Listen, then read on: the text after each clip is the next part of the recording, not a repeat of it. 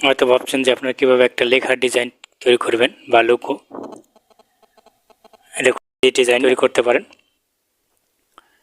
সম্পূর্ণ প্রক্রিয়ায়। চলুন ভিডিওটা শুরু করি। প্রথমে আমি যে ডিজাইনটুকু দেখাইছি সেই ডিজাইনটা শুধু একটা দেখালাম সিম্পলভাবে ডেমো। আমি অন্য একটা নতুন একটা লেখাই লিখব যাতে আপনারা বুঝতে সহজভাবে পারেন। এবার লাইভ অনেক প্রথমে আপনারা চলে যাবেন টেক্সটে। এই টেক্সট বাটনটাকে একটু বড় সাইজ করে নেবেন হাত দিয়ে, বা চাইলে এখান থেকে স্ক্রল করে এখান থেকে সাইজ বাটন দেখবেন, এখান থেকেই দেখুন এই অপশনটাকে টানলে বড় ছোট সবই করা যাবে। এখন আমি এই সাইজটাকে একটা টেক্সটে পরিণত করব। এডিট অপশন যাব। এডিট অপশন আপনি এই উপরে কলন আইকন থেকে এডিট অপশন পাবেন। এখান থেকে আপনি টেক্সটের এই যেখানে যা লেখার আপনি লিখে দেবেন। আমি আপাতত একজন উপন্যাসিক নায়কের নাম লিখব, যার নাম অনেকে আসলে শুনেছে কিন্তু ভুলে গেছে, হিমু। এই নামটা আমি এখানে লিখব। ওকে ক্লিক করে দেবেন লিখে, এবং এই টেক্সটটাকে দেখুন, এই যে টেক্সটটা হয়েছে, লেখা হয়েছে ঠিকই, কিন্তু আসলে একটা স্টাইল প্রয়োজন।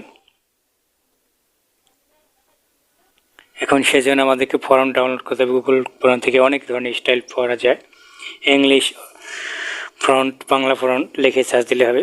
তারপর এখানে স্ক্রল করবেন, স্ক্রল করে বামে দিকে যাবেন। যাওয়ার পর এখান থেকে আপনি সরাসরি কালার সিলেক্ট করবেন। কালার থেকে আপনি যে কোনো কালার দিতে পারেন, আমি রেড কালারটা দিলাম।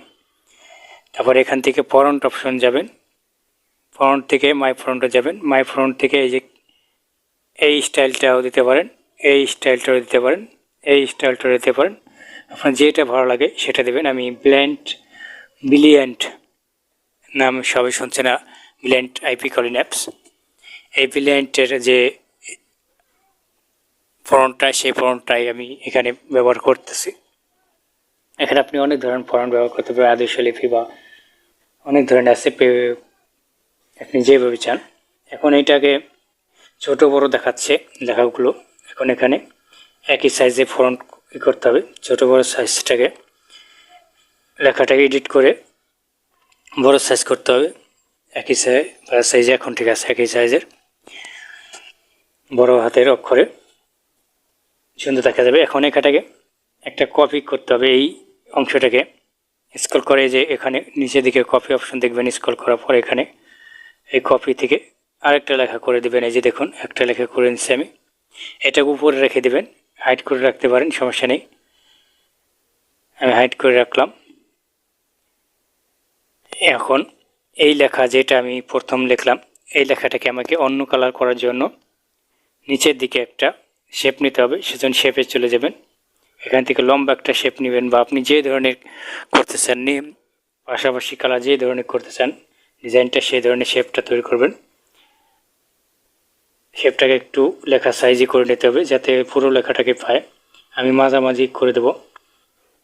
এবার এইচের মাঝামাঝি সব কিছু রক্ষণ, এবং এখানে লেখার শেষ দিক পর্যন্ত এই শেপটাকে টেনে দিলাম।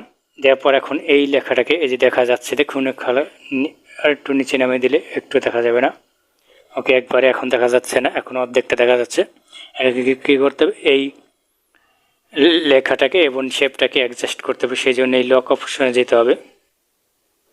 লক অপশনে যেয়ে নিচের দিকে টিক চিহ্ন দেখতে পাচ্ছেন, এই টিক বাড়ি অপশন ক্লিক করবেন, এবং নিচের যে লেখাটাকে এবং উপরে যে শেপটাকে এটা অ্যাডজাস্ট করে ফেলবেন।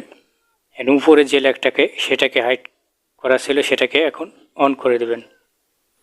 এই যে নিয়ে আসলাম।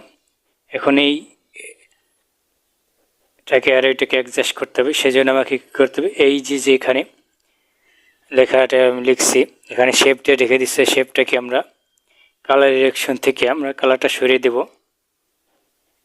এক্স কালার অপশন থেকে অন করে দিলে ওকে, কালারটা সরে গেছে। এখন এই যে আমরা পরবর্তীতে দ্বিতীয় যে একটা লেখা লিখছিলাম সেটাকে এখানে টেনে আনবো, এবং ওই আগের যে লেখাটাকে সেটার সাথে অ্যাডজাস্ট করে দেবো। অ্যাডজাস্ট করে এখন আমরা স্ক্রল করে সরাসরি চলে আসবো এই ফন্টে অপশনে ক্লিক করে স্ক্রল করে ব্যাকগ্রাউন্ড অপশন ক্লিক করব, অন করে দেবো ব্যাকগ্রাউন্ড। স্ক্রল করে এটাকে অ্যাডজাস্ট করে নিতে হবে। অ্যাডজাস্ট করার আগে আপনাকে ওই যে পিছনে যে লেখাটাকে আগে এটা নিচের দিকে আনতে হবে আর ওটাকে উপরের দিকে আনতে হবে। তারপর এখান থেকে আপনি কালার থেকে দ্বিতীয় যে লেখাটাকে ওটাকে কালার সেট করে দেবেন, কিন্তু প্রথম যে এটা ওটাকে লক করে নেবেন, তাহলে কালারটা আলাদা আসবে। এই দেখুন আমি যে পরে দ্বিতীয়টাকে কালার করে দিচ্ছি। এখন লালের পাশে আমি কোনটা দিলে আমার সুন্দর হবে সেটা আমি দেব। গ্রিন কালার, হলুদ কালার বা গ্রিন কালার, যেটাই সুন্দর লাগে না সেটাই দিতে হবে। এখন ওইটাকে লক থেকে হাইড করে রাখবেন। হাইড করে আপনি আপনার আগেরটা কালারটাকে এই কালারটাকে সাথে অ্যাডজাস্ট করে দেখাইতে হবে যে আসলে এটা কী অবস্থায় আছে। দেখুন এই যে ওটাকে উপরে নিচে করে দিলে কালার উপর একটা নিচে একটা দেখাচ্ছে, কিন্তু হলুদটাকে ক্লিয়ারভাবে দেখা যাচ্ছে না। সেজন্য আমাদের কী করতে হবে, হলুদ কালারটাকে আমরা অন্য একটা কালার পরিণত করবো যাতে ক্লিয়ারভাবে দেখা যায়। ব্ল্যাক কালারও করতে পারি। ওকে, এটা ব্ল্যাক কালার দিলেও সুন্দর অ্যাডজাস্ট হয়। এখন চাইলে আপনি এটাকে হাইড করে দিতে পারেন বা দুইটাকে অ্যাডজাস্ট করে দিতে পারেন।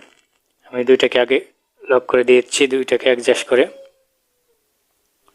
লক করে দিলাম। ওকে, লক করে দিয়ে এখন আমাকে এখানে উপরে একটা ডিজাইন দেখাইছিলাম যে একটা লোগো, সে ধরনের একটা লোগো আনবো। সেজন্য আমরা এখানে প্লাস আইকনে ক্লিক করব, ফর্ম গ্যালারিতে যাব। ফর্ম গ্যালারি থেকে আমরা পুমা একটা ডিজাইন নিব, যেটা ব্যাকগ্রাউন্ড রিমুভ করা হয়েছে। কীভাবে ব্যাকগ্রাউন্ড রিমুভ করতে হয় সেটাও দেখে নেবেন এই ভিডিওর নিচে। এখন এই পুমা ডিজাইনটাকে আমরা আস্তে আস্তে ছোট করে নেব এবং লেখার সাথে অ্যাডজাস্ট করে নেব। এই পুমাটাকে কোন জায়গায় রাখলে সুন্দর দেখাবে সেটা আমরা বসিয়ে নেব পজিশনে, কিন্তু বসানোর আগে আমাদের কালার করে দিতে হবে পুমা ডিজাইনটাকে, যাতে আমাদের কোন কালারের সাথে অ্যাডজাস্ট হয় এবং খুব সুন্দর দেখা যায় সেই কালারে দেবো আমরা। সেই কালার দেওয়ার পর ব্ল্যাকই সুন্দর দেখা যাচ্ছে, আমরা সেই কালার দেব। কালারটা দিয়ে আর একটু নিচের দিকে দেবো। ব্যাস, আমরা এম এর এবং ই এর মাঝখানে দিলাম। এখন এইটাকে পুনরায় অ্যাডজাস্ট করে দেবো আমরা লক করে, যাতে ডিজাইন ট্যাগ হয়ে যায়। ওকে, ডিজাইন ট্যাগ হয়ে গেল, আমার ডিজাইনটা হয়ে গেছে। এখন আমরা চাইলে ব্যাকগ্রাউন্ড রিমুভ করে ট্রান্সফার থেকে এটাকে গ্যালারি থেকে সেভ করতে পারি। সেভ অপশন থেকে সেভ অ্যাজ ইমেজ, এখান থেকে অলটা দিয়ে সেভ টু গ্যালারি অপশানে ক্লিক করে সেভ করে দেব। এবং সেভ করার পর আমরা এখন চাইলে এটাকে টি শার্টে ব্যবহার করতে পারবো অথবা লোগোতে ব্যবহার করতে পারবো। টি শার্টে ব্যবহার করলে কেমন দেখা যাবে সেটা আমরা দেখাবো একটা টি শার্ট ব্যাকগ্রাউন্ড নিয়ে।